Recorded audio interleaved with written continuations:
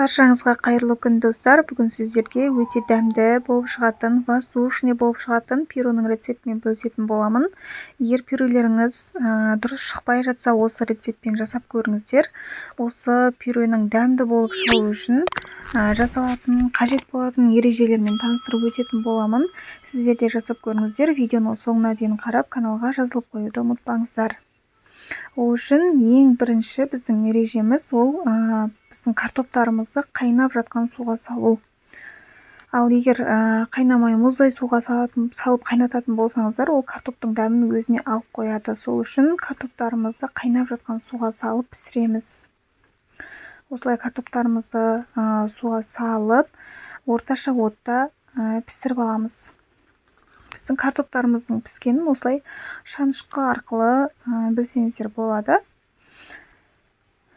Енді оның суын төгеміз, бірақ барлығын емес, түбіне кішкене 1 сантиметрдей су алып қаласыздар.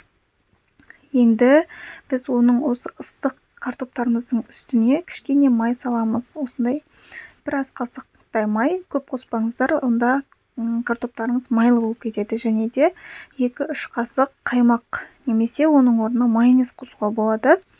Және де ыстық сүт қосамыз. Сүт ыстық болу өте маңызды. Енді барлығын жақсылап тұрып еземіз.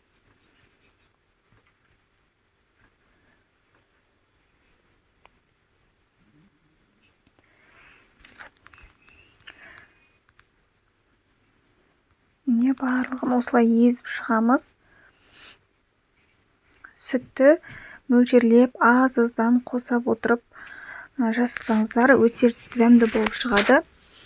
Енді тағы бір ереже, біз пюрені осы езіп болғаннан кейін ғана тұз саламыз. Жақсылап араластырып, ең соңында миксермен араластырамыз. Миксермен араластыру міндетті емес, бірақ осылай жасасаңыздар, пюрелеріңіз өте воздушный, үлпілдек болып шығады. Осылай 2 минуттай миксерлеп аламыз.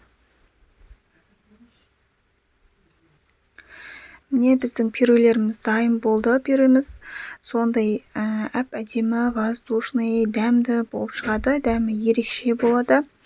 Сіздер де жасап көріңіздер. Видеоны соңына дейін қарағандарыңызға рахмет. Баршаңызға ас болсын.